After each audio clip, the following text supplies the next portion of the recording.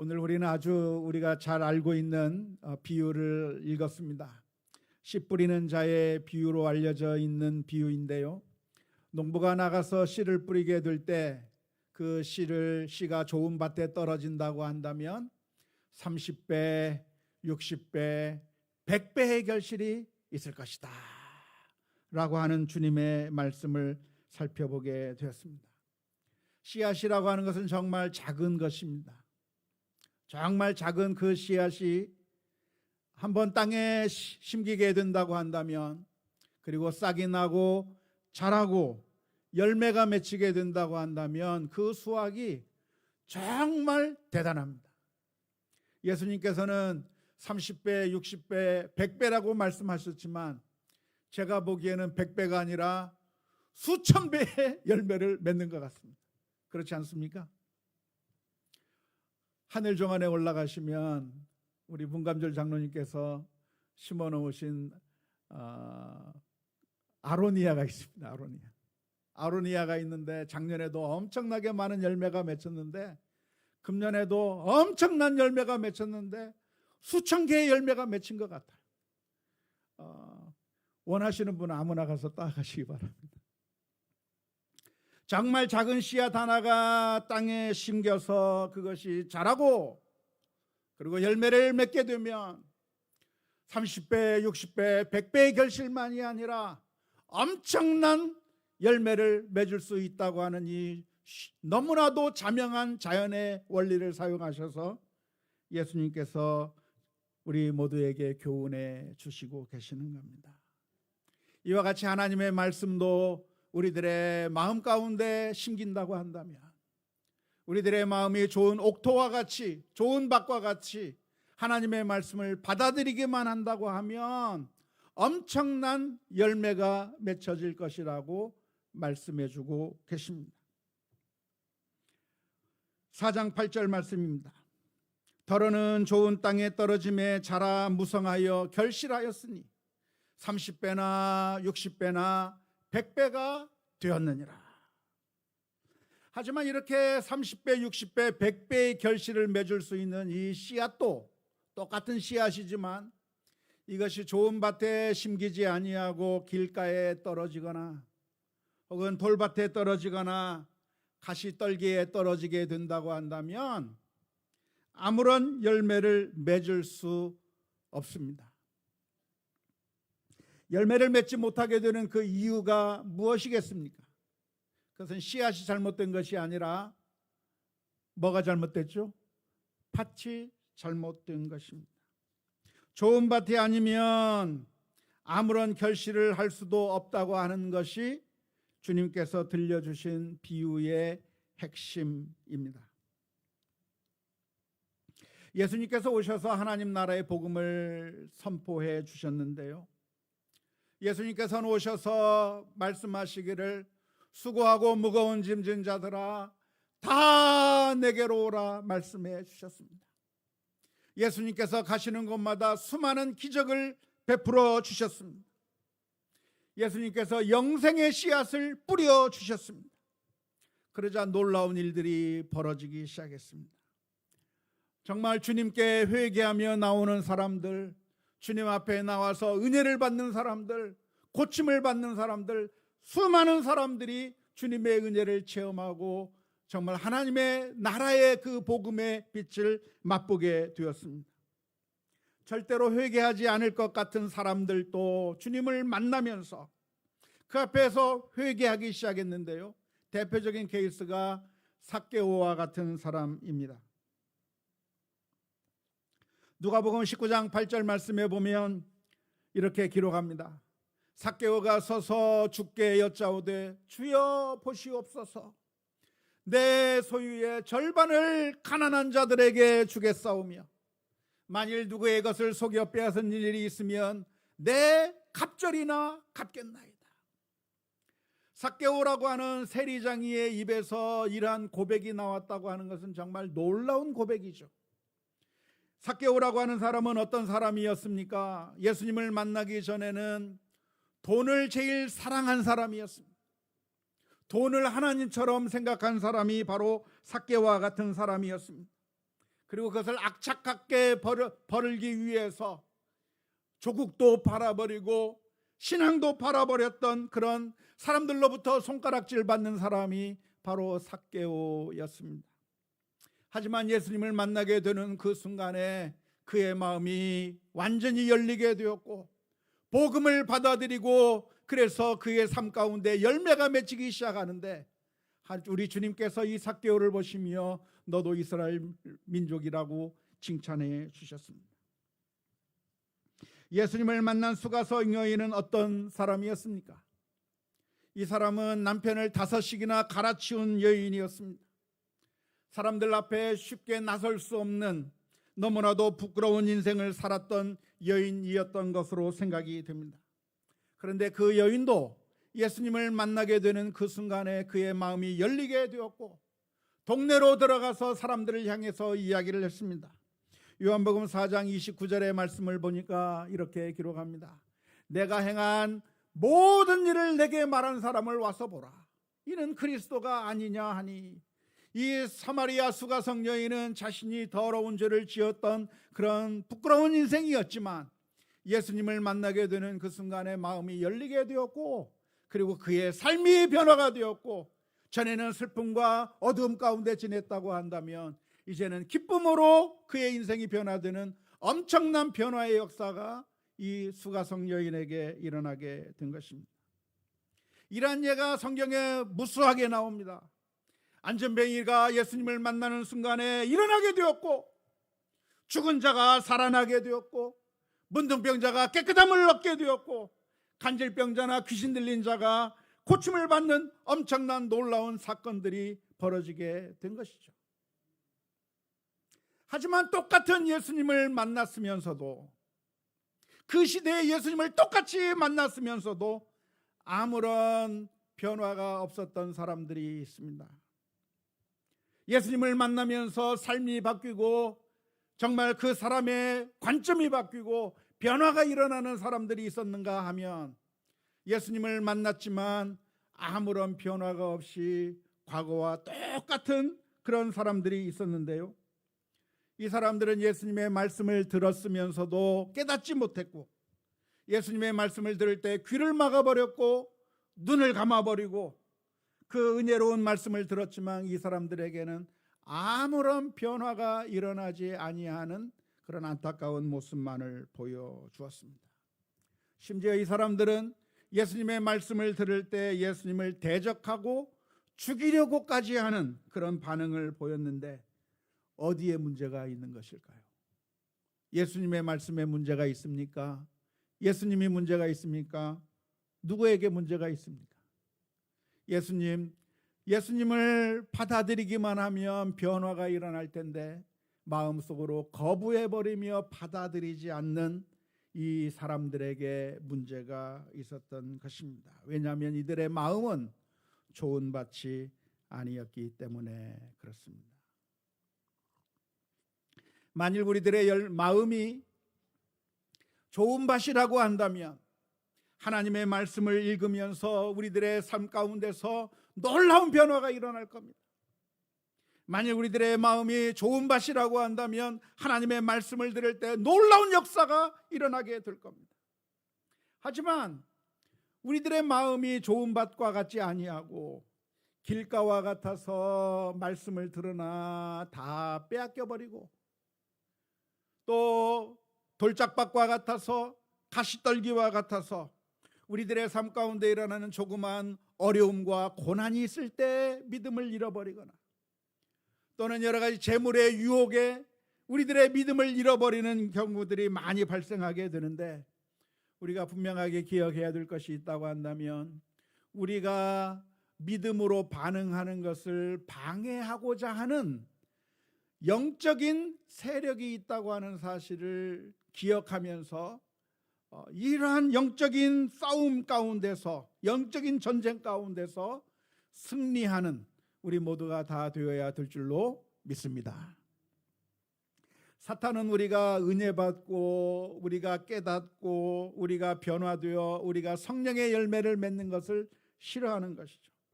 그래서 마치 길가에 떨어진 씨앗을 사탄이 와서 새가 날아와서 먹어버리듯이 우리들의 마음 가운데 열매가 맺히지 아니하도록 방해하고 있는 세력이 있습니다.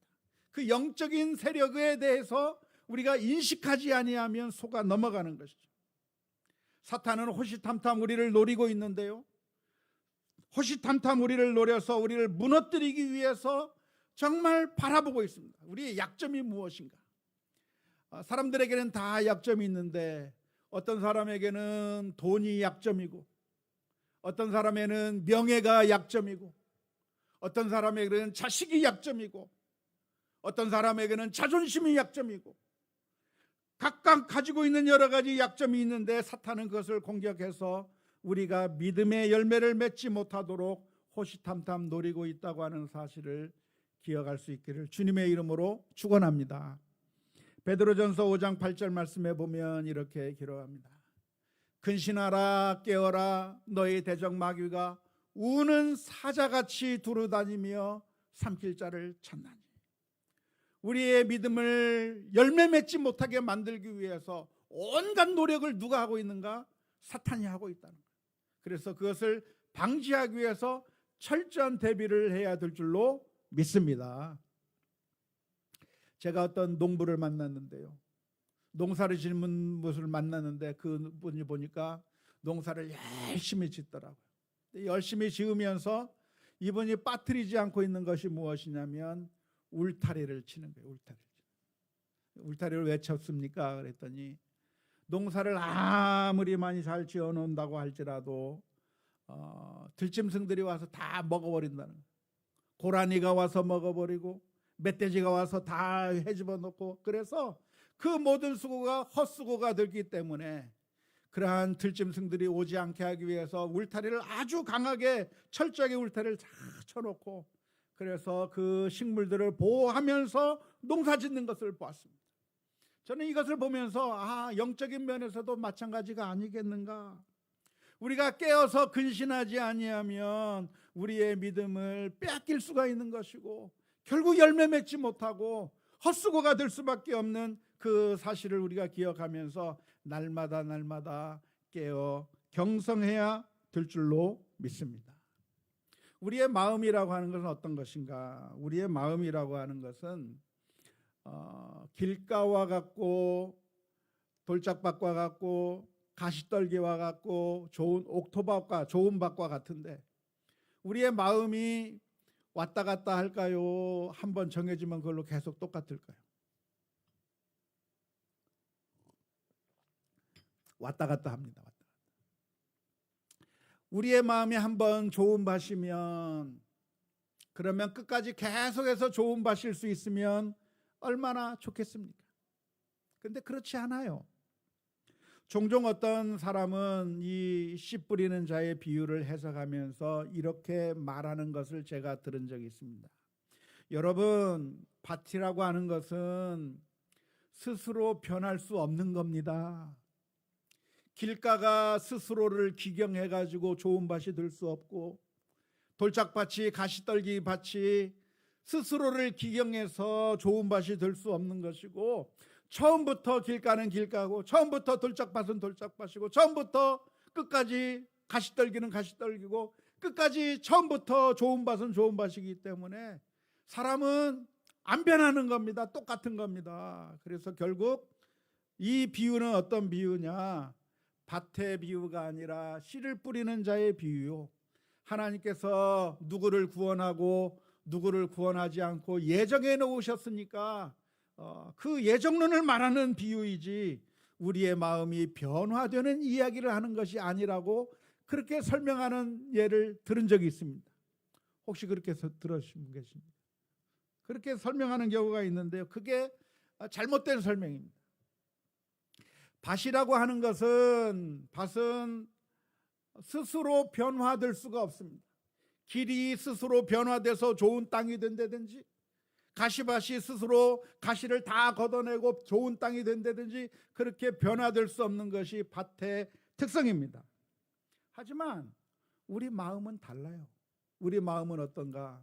우리 마음은 때로는 좋은 밭일 수도 있다가 시간이 지나면 길가와 같은 마음처럼 되기도 하고, 때로는 자갈밭과 같은 그런 마음이 되기도 하고, 우리들의 마음은 상황에 따라서 변하고 또 변하고 또 변하는 것이 우리들의 마음일 수밖에 없어요. 예수님께서 이 비유의 말씀을 해주신 이유는 뭐냐면, 여러분들의 마음이라고 하는 것은 이미 결정됐으니까 아무것도 할 것이 없다, 그렇게 말씀해 주시기 위해서 이 비유의 말씀을 해주시는 것이 아니라, 여러분들의 마음을 이 좋은 옥토와 같이, 좋은 밭과 같이 하나님의 말씀을 들을 때 잘 받아들여서 열매 맺는 믿음을 가져라고 하는 그런 의미에서 예수님께서 이 비유의 말씀을 해주신 줄로 믿습니다. 위대한 믿음의 영웅들을 보면 그 위대한 믿음의 영웅들은 항상 그 마음이 좋은 밭과 같은 상태를 유지한 것이 아닙니다. 어떤 때는 참 좋은 밭처럼 보입니다. 그런데 조금만 시간이 지난 다음에는 그 좋은 밭처럼 보였던 사람이 길가와 같은 모습을 보일 때가 있는 것이죠. 왔다 갔다 하는 겁니다. 왔다 갔다. 우리들도 역시 마찬가지인데요. 우리들의 마음 가운데 때로는 마음이 열려서 좋은 밭과 같아서 말씀을 들으면 은혜를 받고, 그래서 정말 하나님의 은혜 가운데 기쁨과 감사로 신앙생활을 하게 되는 경우도 있지만, 그런데 어떤 때에는 우리들의 마음이 냉랭해져서 전혀 하나님의 말씀이 들어오지도 않고, 아무리 말씀을 들어도 기쁨이 없고 감사가 없고, 오히려 속에서 불평과 불만이 솟아오르면서 그렇게 힘들게 변해버리는 경우도 많이 있습니다. 사탄이 우리들의 마음을 공격하기 때문에 때로는 말씀을 들어도 마음속에 하나도 남지 않고 다 빼앗겨 버리는 경우도 있고, 때로는 고난과 핍박을 당하면서 믿음이 흔들리기도 하고, 때로는 재물의 유혹에 의해서 우리들의 믿음이 무너져 버리게 되는 그런 결론을 볼 때가 많이 있기 때문에, 그래서 우리는 날마다 깨어 신실하게 주님 앞에 나아가야 할 것이고, 주님, 우리들의 마음을 좋은 밭과 같이 만들어 주시옵소서 기도하며 나아가는 우리 모두가 되어야 될 줄로 믿습니다. 우리의 마음이 과연 어떤 상태인가? 길가와 같은가? 아니면 좋은 땅과 같은가? 돌밭과 가시떨기와 같은가? 아니면 좋은 밭과 같은가? 우리 자신을 매 순간순간마다 진단해 보아야 합니다. 그 진단의 방법이 무엇입니까? 우리가 하나님의 말씀을 읽어도, 하나님의 말씀을 들어도 우리들의 마음 가운데 아무런 감동도 없고, 아무런 기쁨도 없고, 감사의 마음도 없고, 그렇게 무뎌져 있다고 한다면 아주 위험한 신호일 겁니다. 오히려 내 마음 가운데 불평과 불만이 솟아오르기 시작한다고 한다면 그건 아주 위험한 신호일 것입니다. 사탄이 우리들의 마음 가운데서 말씀의 씨앗을 빼앗아버리고, 우리들의 마음 가운데 시기와 질투와 분노와 불만의 마음을 심어놓는다고 한다면 우리들의 마음이 무너질 수밖에 없다고 하는 사실을 기억하면서 우리가 경각심을 가지고 주님 앞에 되돌아와야 할 것입니다. 요즘 코로나로 인해서 많이 힘들어들 하고 계시는데요, 코로나가 위험한 이유가 무엇이죠? 그것은 그 누구에게라도 걸릴 수 있다는 겁니다. 아주 평범한 평민들에게만 걸리는 것이 아니라 유명한 사람들에게도 다 걸릴 수 있는 거예요. 조심하지 아니하면, 마스크를 쓰지 아니하면, 거리두기 하지 아니하면 걸릴 수밖에 없는 것이 전염병인 것인 것처럼, 이렇게 믿음이 나약해질 수 있는 현상은 누구에게 오는가? 우리 모두에게 올 수 있는 것이고, 우리도 항상 무너질 수 있는 거예요. 목사님이라고 안전하냐? 그렇지 않아요. 이 세상에 안전한 사람은 단 한 사람도 없습니다. 모든 사람들이 다 죄악의 영향권 아래에 있는 것이고, 우리도 깨어 경성하지 않는다고 한다면 한때는 좋은 밭과 같아서 그래서 수많은 열매를 맺었던 사람이라고 할지라도 어느 순간에 가면 길가와 같은 그런 모습을 보일 수가 있기 때문에 우리가 조심하면서 믿음으로 나아가야 될 줄로 믿습니다. 그런 예를 우리가 어디서 볼 수 있습니까? 바로 다윗에게서 볼 수가 있습니다. 다윗이라고 하는 사람은 아주 위대한 믿음의 사람이었습니다. 믿음으로 골리앗을 무찔렀던 사람이었고, 믿음으로 사울왕을 용서할 수 있는 사람이었고, 다윗은 매 순간순간마다 하나님의 뜻을 물었습니다. 전쟁을 해야 되는 그 상황 가운데서 하나님 앞에 먼저 뜻을 구했습니다. 하나님, 전쟁을 해야 됩니까? 하지 말아야 됩니까? 하나님께서 하라고 하면 하고, 하나님께서 멈추라고 하면 멈추고, 늘 하나님과 동행하던 사람이 바로 다윗이었습니다. 그런데 그런 좋은 옥토와 같은 마음을 가졌던 그 다윗도 어느 날 은혜가 메말라 버리기 시작하고 하나님에게서부터 떠나게 되었는데, 그가 그 신실하던 사람이 간음죄를 저지르고 살인교사죄를 저질렀던 모습이 성경에 기록되어 있는 것이고요. 하나님의 뜻에 합했던 정말 겸손한 사람이 인구조사를 하면서 교만한 마음 가운데 자신을 드러내려고 했던 그런 죄악의 모습을 보여주었던 것입니다. 다윗도 쉽게 무너질 수밖에 없었다고 한다면 우리들은 얼마나 더 쉽게 잘 무너질 수 있겠는가를 생각하면서 깨어 경성해야 되는 것이죠. 왕년의 믿음이 좋았다고 자랑할 것이 아니고 거기에 안주할 것도 아닙니다. 에베소 교회는 첫사랑을 잃은 것으로 인해서 주님께서 책망하셨는데, 우리도 처음에는 정말 뜨거운 사랑을 가졌던 사람들이 시간이 지나면서 믿음이 식어질 수가 있는 것이고, 특별히 코로나 상황을 맞이해서 우리의 믿음이 자꾸만 나태해지고 하나님 앞에 서려고 하는 그러한 생각들이 점점점 희석되어 가면서 우리들의 믿음이 나태해질 수 있다고 하는 사실을 기억하면서 우리 자신을 진단해보고, 그래서 기쁨과 감격이 사라져버렸다고 한다면, 우리들의 마음 가운데 아무런 감동이 없다고 한다면, 대신에 불평과 불만들이 자꾸만 생겨나고 그런 마음들이 생기기 시작한다고 하면 이것은 아주 위험한 상태라고 하는 사실을 기억하고 하나님 앞에 엎드려야 할 것입니다. 어떻게 해야 될까요? 첫 번째는 하나님 앞에 기도하며 나아가야 될 줄로 믿습니다. 우리가 우리의 힘과 노력으로, 우리의 능력으로 완벽해질 수가 없는 거예요. 우리의 마음도 역시 마찬가지입니다. 우리의 마음이 좋은 밭과 같이 되려고 한다고 하면 내가 좋은 밭이 돼야지 해서 되는 게 아니고 하나님 앞에 엎드려 기도해야 돼요. 우리가 할 수 없기 때문에 예수님께서 이 세상에 오신 것이고 우리를 위하여 십자가 위에서 피 흘려 주신 것입니다. 그래서 우리가 주님 앞에 엎드려 기도해야 되는데요, 하나님께서는 약속해 주셨습니다. 야고보서 1장 5절 말씀에 너희 중에 누구든지 지혜가 부족하거든 모든 사람에게 후히 주시고 꾸짖지 아니하시는 하나님께 구하라. 그리하면 주시리라 말씀해 주셨습니다. 그래서 우리가 믿음이 연약해진다고 한다면, 우리들의 모습을 돌아볼 때 우리들의 마음 가운데 기쁨이 사라져버렸다고 한다면, 감격이 사라져버렸다고 한다면, 말씀을 들어도 우리들의 마음이 아무런 감격이 없다고 한다면, 성경 말씀을 읽는 가운데 아무런 감동이 없다고 한다면 하나님 앞에 엎드려 기도해야 됩니다. 하나님, 저희들의 마음을 바꾸어 주옵소서. 좋은 밭과 같이 되게 해 주옵소서. 기도해야 될 줄로 믿습니다.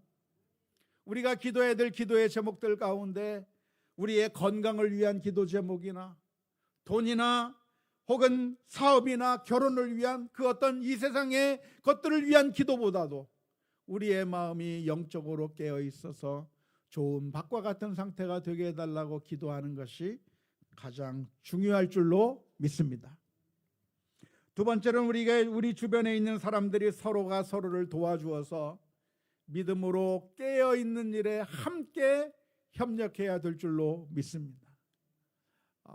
신앙생활은 어떻게 하는 것인가? 신앙생활은 나 혼자 하는 게 아닙니다.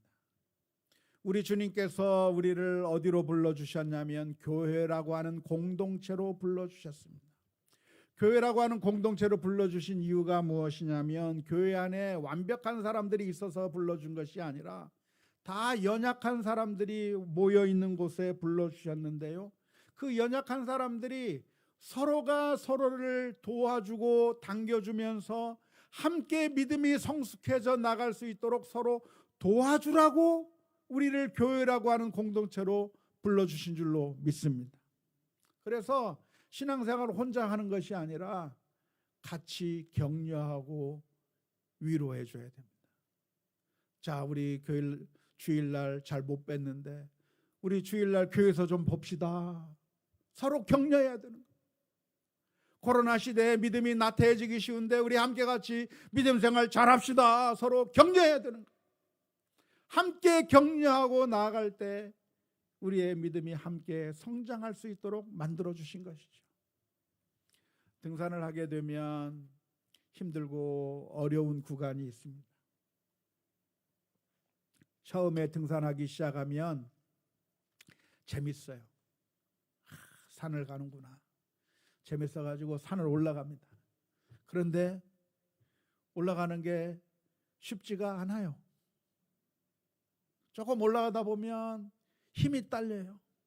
그래서 저 정상까지 산을 등산하기로 했는데 저 정상에 가지 못하고 중간에 포기하고 싶은 마음이 들기 시작합니다.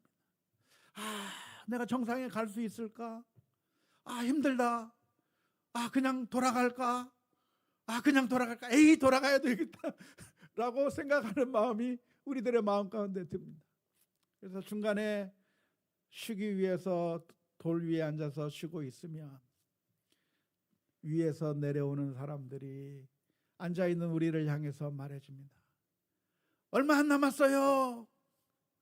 조금만 가면 정상입니다. 그 말을 듣고 다시 힘을 내는 거예요. 정말 저 위에 갔더니 정말 상쾌합니다. 그 이야기를 듣고 그래요? 포기하려고 했다가 그 말 듣고 다시 일어나서 정상에 올라가는데 정상이 안 보여요. 아직 멀었어요. 그런데 위에서 내려오는 사람이 하는 말이 조금만 가면 됩니다. 그 소리를 듣고 올라가는 거예요. 올라가다가 또 힘들어서 쉬면 위에서 내려오는 사람들이 저 위에 올라갔더니 정말 좋아요 그러는 거예요. 그 말을 듣고 또 올라가는 거예요. 만일 나 혼자 올라간다고 하면 3분의 1이나 올라갔다가 그냥 되돌아올지 모릅니다. 같이 가는 사람이 없으면 조금 가다가 말지 모릅니다. 하지만 함께 올라가면서 친구와 함께 올라가는 과정 가운데 서로 힘이 되어서 같이 올라가요. 제 대학 시절에 설악산 대청봉을 올라간 적이 있습니다. 누구랑 올라갔냐면 신체 장애를 가지고 있는 우리 후배랑 같이 대청봉을 올라갔어요. 그래도 같이 올라가면서 올라가는데 신체 장애가 있으니까 너무나도 힘든 후배가 있는 거예요. 못 올라가겠다. 어떻게 했을까요? 그럼 못 올라가니까 스탑 하고 되돌아간 것이 아니라 거기서 들것을 만들었습니다. 들것을 만들어 가지고 그 후배를 태우고 설악산까지 데리고 올라갔어요. 그게 동료의 힘인 거죠. 신앙생활을 어떻게 하는 것인가? 신앙생활은 나 혼자 있으면 넘어질 수밖에 없어요. 우리들의 마음이 점점 단단해져서 열매 맺을 수가 없어요. 그런데 우리가 함께 신앙생활하면 서로 격려하고 힘을 북돋워주면서 같이 가자, 일어나 함께 가자. 그럴 때 우리들의 믿음이 함께 성장해 나갈 수 있는 줄로 믿습니다. 우리 예수비전의 성도로 함께 신앙생활을 하는 우리 모두들은 함께 서로 격려하고 위로하면서 믿음의 길을 함께 가는 가운데 같이 좋은 밭을 향해서 나아가는 우리 모두가 다 될 수 있기를 주님의 이름으로 축원합니다. 우리 옆 사람 보고 한번 얘기합시다. 함께 갑시다. 네, 감사합니다. 세 번째로, 사탄은 우리들의 마음 가운데서 자꾸만 우리를 무너뜨리려고 호시탐탐 노리고 있다고 하는 사실을 생각하면서 그런 사탄의 영향력들을 제거해 버려야 합니다. 아가서 2장 15절의 말씀에서는 이렇게 기록합니다. 우리를 위하여 여우 그 포도원을 허는 작은 여우를 잡아라. 우리의 포도원에 꽃이 피었습니다. 포도원을 만들어 놓고 그 포도원에 꽃이 피며 이제 열매를 맺기를 기다리고 있는데 그 포도원을 허무는 작은 여우가 들어오는 경우가 있다는 겁니다. 어떻게 하라? 그 여우를 잡아라. 우리가 신앙생활하는 가운데 우리의 신앙을 무너뜨리려고 하는 악한 영향력들이 있습니다. 특별히 불평과 분노라고 하는 것은 사탄이 우리들의 마음을 장악하기 위한 가장 손쉬운 통로가 되겠는데, 코로나보다도 더 전염력이 강한 그런 분노와 불평의 잘못된 영향력들이 우리들의 마음을 무너뜨리기 쉬울 때 그것들을 우리가 물리쳐내야 합니다. 우리 신앙의 공동체 가운데 믿음을 무너뜨리는 일들이 있다고 한다면 거기에 귀를 기울일 것이 아니라 하나님의 말씀대로 따라 살아가야 되는 것이죠. 출애굽할 때였습니다. 이스라엘 민족이 저 애굽 땅에서부터 해방되어서 가나안 땅을 향해 가고 있는 가운데 그 이스라엘 민족 전체로 하여금 죄로 짓게 만드는 한 사건이 일어났습니다. 그 어떤 사건이냐면 그 이스라엘 민족 가운데 섞여 있던 무리들이 있었는데 이스라엘 사람들이 아니라 이스라엘 사람들과 함께 나온 다른 민족들이 있었는데 그 다른 민족들이 불평하기 시작했습니다. 민수기 11장 4절 말씀입니다. 그들 중에 섞여 사는 다른 인종들이 탐욕을 품음에 이스라엘 자손도 다시 울며 이르되 누가 우리에게 고기를 주어 먹게 하랴. 해방이 된 것이 얼마나 큰 기쁨입니까? 노예 생활하다가 해방되어서 이제 저 적과 꿀이 흐르는 가나안 땅을 향해서 가는 그 길 가운데 감사가 넘치고 기쁨이 넘치고 행복하게 그 길을 걸어가야 되는데 그 다른 인종들이 섞여 있어서 그 인종들이 뭐라고 하기 시작했냐면 탐욕을 품기 시작했고 먹을 것이 없다, 고기가 없다고 불평하기 시작했는데 그래서 그 불평이 전염병처럼 퍼지기 시작해서 온 이스라엘 민족들이 원망하기 시작하게 된 것입니다.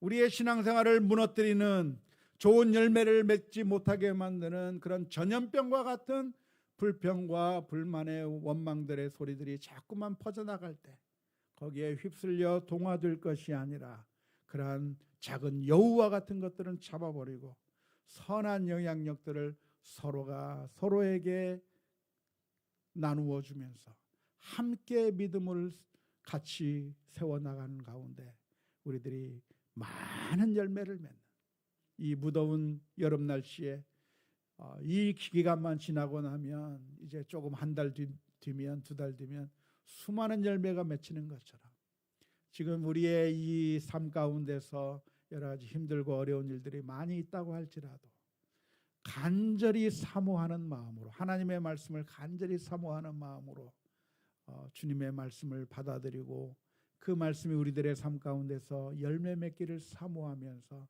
우리들의 삶 모두에게서 선한 열매들이 성령의 열매들이 많이 나타날 수 있기를 주님의 이름으로 축원합니다.